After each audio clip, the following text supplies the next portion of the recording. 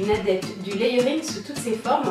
Vous l'avez déjà découvert dans ma routine de beauté du soir qui est ici, et j'utilise aussi cette technique pour le soin du cheveu. Pour mieux comprendre les besoins de votre cheveu, je vous invite à consulter sur mon site l'article que j'ai dédié au diagnostic et à la bonne hydratation de la fibre capillaire. Il est très important de déterminer si votre cheveu est poreux ou non, et aussi d'apprendre à cibler les différents ingrédients qui conviendront le mieux en fonction de votre type de cheveux. Vous retrouverez bien entendu dans la barre d'informations tous les produits mentionnés avec les recettes directement sur le site. La première phase de ce layering capillaire consiste à préparer la chevelure. La première étape de mes soins avant shampoing consiste donc à préparer la cuticule du cheveu à recevoir les autres soins. Pour ce faire, j'utilise tout simplement ma lotion préparatrice. Elle va permettre non seulement d'hydrater en profondeur le cheveu, mais aussi de permettre aux autres soins et à leurs actifs de mieux pénétrer en profondeur. La deuxième étape de ce layering consiste à bien nourrir la fibre capillaire. La deuxième étape de ce layering consiste donc, après avoir brumisé les cheveux avec ma lotion préparatrice, à appliquer un deuxième soin que je vais laisser poser. Je vais soit appliquer un mélange d'huile végétale, une crème ou bien un baume en masque capillaire avant shampoing. Pour vous aiguiller un petit peu dans le choix des produits que je recommande en soins avant shampoing, je vais vous parler de mes chouchous. Il y a tout d'abord le masque Protect Color.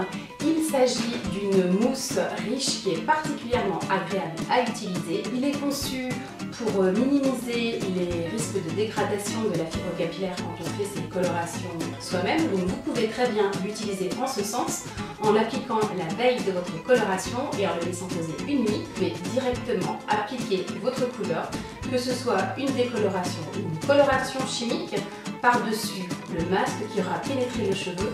Vous laissez poser votre couleur, vous la rincez comme à votre habitude et vous constaterez par vous-même que vos cheveux sont beaucoup plus doux, souples, nourris et lumineux grâce au masque protecteur.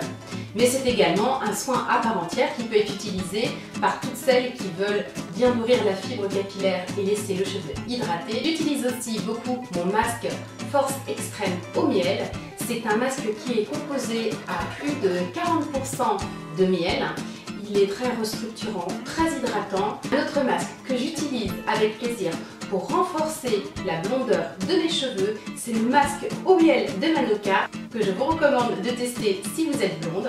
J'utilise également mon baume fondant avec son délicieux parfum très frais de citron. Aussi mon masque à la soie que j'apprécie particulièrement. Je vous conseille, pour maximiser l'effet de ces soins avant shampoing, de toujours les appliquer sur un cheveu qui est légèrement humidifié et de les conserver le plus longtemps possible sur vos cheveux. Pouvoir les garder une nuit et dormir avec est souvent l'idéal. N'hésitez pas à enrouler vos cheveux en chignon et à protéger vos têtes d'oreiller à l'aide d'un vieux t-shirt. Une fois que cette partie est terminée, il ne nous reste plus qu'à laver les cheveux. Pour laver vos cheveux, quelle que soit leur nature, je vous recommande d'utiliser des shampoings extrêmement doux. C'est-à-dire qu'ils doivent être composés de tensioactifs peu détergents qui vont respecter la fibre capillaire et le cuir chevelu, laver sans délipider. Pour ma part, ma préférence va réellement au shampoing solide comme celui-ci. J'en ai une grande sélection dans ma salle de bain qui me permet justement de choisir en fonction de mon besoin précis du moment. Si vous ne connaissez pas le principe du shampoing solide ni comment le formuler, je vous invite à regarder cette vidéo qui est un tuto où je vous explique comment faire. Une fois que les cheveux sont parfaitement lavés et rincés, il est nécessaire de passer à l'après-shampoing. La suivante du layering consiste donc à appliquer un soin après shampoing qui va nous permettre de laisser le cheveu un peu plus conditionné, hydraté et facile à démêler. J'utilise des après-shampoings qui ne contiennent ni BTMS ni conditionneur émulsifieur, principalement car je souhaite éviter les effets cumulatifs sur la fibre capillaire. Les seuls ingrédients qui ont des propriétés similaires que j'utilise occasionnellement sont l'oniquat et la gomme de bois conditionnante. Souvent, j'utilise le gel haute tolérance. Il est très doux et respecte les cuirs chevelus sensibles. Étape 5 de notre layering, le rinçage.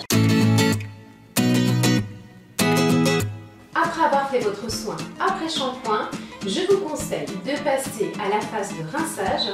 Donc vous pouvez soit utiliser du vinaigre de cidre qui, grâce à son pH, va refermer les écailles du cheveu et laisser la fibre capillaire plus douce et brillante. Sinon, si vous voulez gagner du temps, vous pouvez tout simplement utiliser mon eau de soin qui permet d'être vaporisée directement sur les cheveux essorés et qui ne nécessite pas de rinçage. La 6e étape du layering consiste donc à sécher ses cheveux. On recommande d'utiliser une serviette en coton doux et de ne pas frictionner vos cheveux. Tamponnez-les simplement pour ne pas abîmer la fibre capillaire. Ensuite, si vous souhaitez utiliser un sèche-cheveux ou bien un lisseur, n'oubliez surtout pas de protéger vos cheveux de la chaleur. Pour les cheveux mous et fins, je vous conseille mon spray volumateur qui fait des merveilles à vaporiser sur l'ensemble de la chevelure et bien entendu des racines. Il vous suffit de masser un petit peu le cuir chevelu et ensuite de sécher vos cheveux comme à votre habitude. Vos cheveux, comme votre peau, ont aussi besoin d'hydratation. N'hésitez pas à utiliser une crème de jour hydratante pour vos cheveux que vous pouvez appliquer sur les longueurs et les pointes pour les rebooster. Enfin, pour les personnes qui ont les cheveux peut-être un peu plus secs ou qui ont envie de plus de définition, je pense par exemple si vous êtes adepte du lissage ou bien si vous aimez faire des boucles avec des appareils chauffants, vous pouvez utiliser un petit peu de cire lustrante. Donc ça va nourrir le cheveu mais ça va aussi apporter beaucoup de brillance et de définition, notamment pour vos boucles. Vous pouvez bien entendu réutiliser ces deux produits que je viens de vous montrer aussi le soir si vous avez la sensation que vos pointes sont un petit peu desséchées. Pour ma part, je n'hésite pas de temps en temps à détourner mon huile prodigieuse et précieuse pour le visage et j'en mets quelques gouttes au creux des paumes de mes mains donc, que je frotte et que je vais appliquer uniquement sur les pointes. Et le lendemain matin, les cheveux sont extrêmement brillants, beaucoup plus doux, c'est assez agréable. J'utilise donc le protocole de layering capillaire tel que je viens de l'expliquer. Je réalise 2 shampoings par semaine et j'essaie au moins à l'occasion d'un des shampoings de réaliser toutes les phases qui vont permettre à mes cheveux de se régénérer. Il peut m'arriver de faire un 2e shampoing et dans ces cas-là, j'écourte certaines phases, c'est-à-dire que ou je ne fais que la phase avant shampoing et je ne peux pas forcément suivre d'un après-shampoing ou inversement. Tout dépend du temps que j'ai disponible. Je réalise aussi une fois tous les 2 mois un scrub clarifiant au niveau des racines. Vous retrouverez sur le site juste ici. C'est très important pour un petit peu détoxifier le cuir chevelu et permettre une meilleure oxygénation et aussi une meilleure pénétration des principes actifs qui sont contenus dans tous les produits que l'on applique régulièrement. Vous retrouverez dans la barre d'infos la liste de toutes les recettes que j'ai mentionnées au cours de la vidéo. J'espère que ce sujet vous a plu et que vous allez pouvoir vous inspirer de certains de mes gestes pour les introduire dans votre propre routine capillaire. Vous retrouverez toutes les étapes de ce layering disponibles sur cet article sur le site calibeauty.com. Si cette vidéo vous a plu, n'hésitez pas à la liker et bien entendu à la partager auprès de vos contacts sur les réseaux sociaux. A bientôt les caninettes! Cliquez sur l'image pour accéder à mes autres revues et abonnez-vous à ma chaîne pour ne plus rater aucune vidéo.